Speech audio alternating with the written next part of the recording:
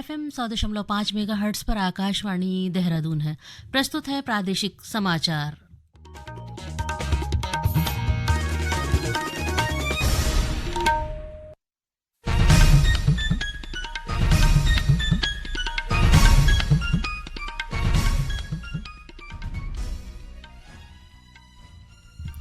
आकाशवाणी देहरादून से प्रस्तुत हैं प्रादेशिक समाचार। पहले मुख्य समाचार।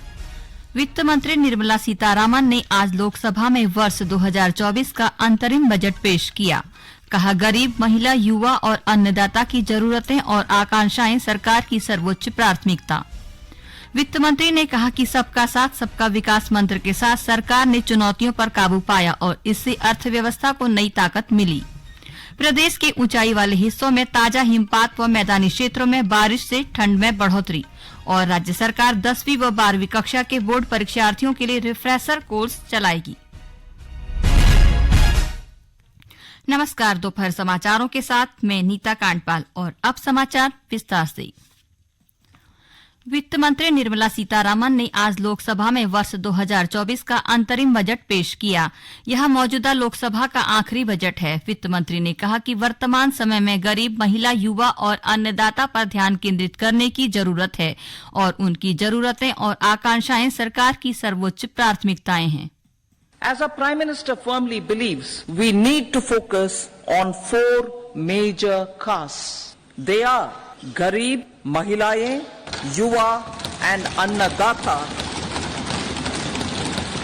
Their needs, their aspirations and their welfare are our highest priority. The country progresses when they progress. All 4 require and receive government support in their quest to better their lives. Their empowerment and well-being will drive the country forward. Garib Kalyan, Desh Ka Kalyan. We believe in empowering the poor. The earlier approach of tackling poverty through entitlements had resulted in very modest outcomes. When the poor became empowered partners in the development process, government's power to assist them also increases manifold. With the pursuit of Sabka Saath, in these 10 years, the government has assisted 25 crore people to get freedom from multi-dimensional poverty.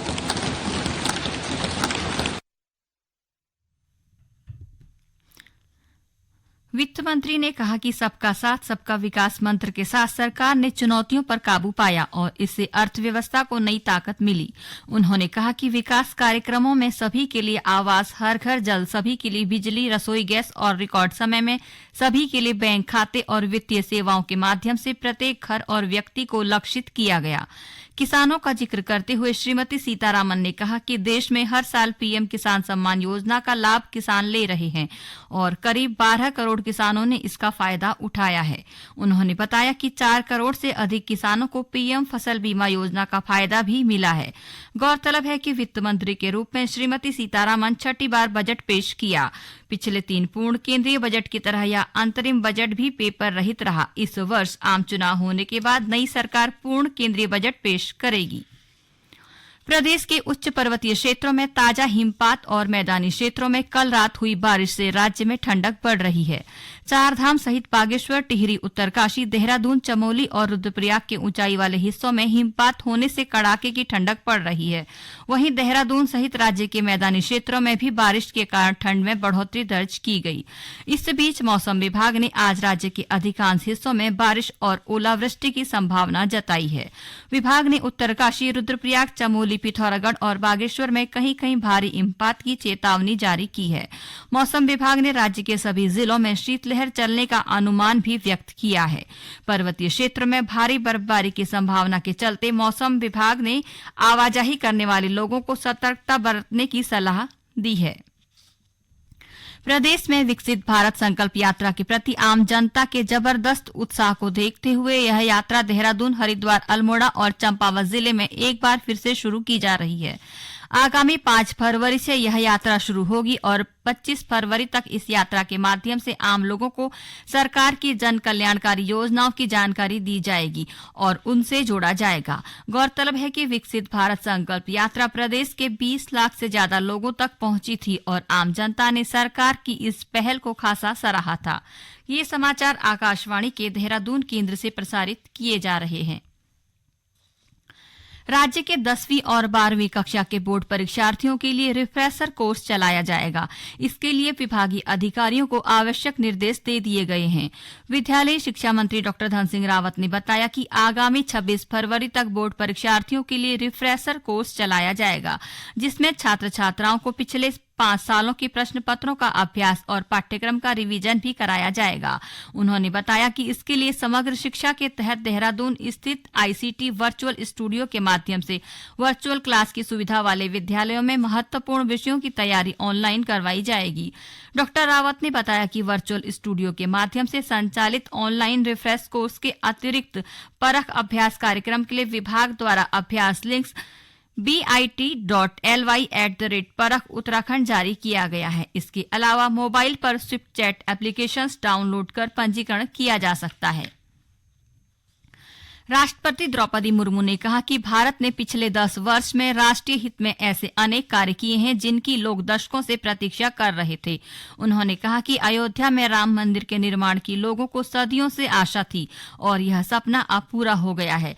संसद के दोनों सदनों की संयुक्त बैठक में कल राष्ट्रपति ने जम्मू कश्मीर से अनुच्छेद 370 हटाने, 3 तलाक पर प्रतिबंध लगाने और पिछले 10 वर्ष में सरकार के अन्य कार्यों का भी जिक्र किया।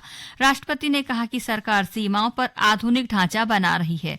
राष्ट्रपति ने कहा कि सरकार समाज के हर वर्ग को समान अवसर देने के लिए प्रतिबद्ध है। सबका साथ, सबका विकास, सबका विश्वास और सबका प्रयास के मंत्र पर चल रही मेरी सरकार समाज के हर वर्ग को उचित अवसर देने में जुटी है। पहली बार सामान्य वर्ग के गरीबों को आरक्षण की सुविधा दी गई है। मेडिकल में ग्रेजुएशन और पोस्ट ग्रेजुएशन के लिए OBC के केंद्रीय कोटे के तहत दाखिले में 36% आरक्षण सुनिश्चित किया गया है। राष्ट्रीय पिछड़ा बोर्ड आयोग को संवैधानिक दर्जा दिया गया है। मेरी सरकार ने बाबा साहेब आम्बेडकर से जुड़े 5 स्थानों को पंचतीर्थ के रूप में विकसित किया। नवनियुक्त मुख्य सचिव राधा रतूड़ी ने समान नागरिक संहिता पर कहा कि इसके लिए बनी विशेषज्ञ समिति 2 फरवरी को अपनी रिपोर्ट मुख्यमंत्री को सौंपेगी और 3 फरवरी को रिपोर्ट कैबिनेट के समक्ष रखी जाएगी। उन्होंने कहा कि 5 से 8 फरवरी तक राज्य विधानसभा का एक विशेष सत्र आयोजित किया जाएगा, जिसमें समान नागरिक संहिता विधेयक पर चर्चा की जाएगी। सरकार के सामने सबसे बड़ी चुनौती अभी UCC को पास कराने की है।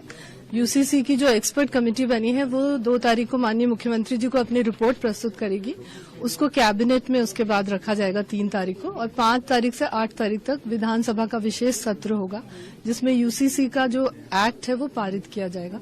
तो इस समय सबसे बड़ी प्राथमिकता प्रदेश के सामने वही है और पूरी ब्यूरोक्रेसी एज अ टीम काम करेगी। मुख्य सचिव का रोल टीम लीडर का होता है, तो पूरी टीम को साथ लेके काम करना है। भारतीय जनता पार्टी के प्रदेश अध्यक्ष महेंद्र भट्ट ने कहा कि मुख्यमंत्री पुष्कर सिंह धामी के नेतृत्व में राज्य सरकार प्रदेश में नौकरशाही और सार्वजनिक जीवन में मातृशक्ति को वरीयता दे रही है। उन्होंने कहा कि उत्तराखंड महिला सम्मान, सुरक्षा और महिला प्रधान वाले राज्य की परिकल्पना को साकार करने की दिशा में अग्रसर है। अपने बयान में श्री भट्ट ने कहा कि राज्य सरकार ने समान नागरिक संहिता में महिला सुरक्षा, सम्मान और अधिकार को प्राथमिकता दी है। उन्होंने कहा कि UCC लागू करने से पहले राज्य में पहली महिला मुख्य सचिव की जिम्मेदारी राधा रतूड़ी को सौंपते हुए देवभूमि से मातृशक्ति सम्मान का बड़ा संदेश दिया है। उन्होंने कहा कि राज्य सरकार प्रधानमंत्री नरेंद्र मोदी के सशक्त नारी सशक्त भारत की परिकल्पना पर खरा उतर रही है। अंत में मुख्य समाचार एक बार फिर।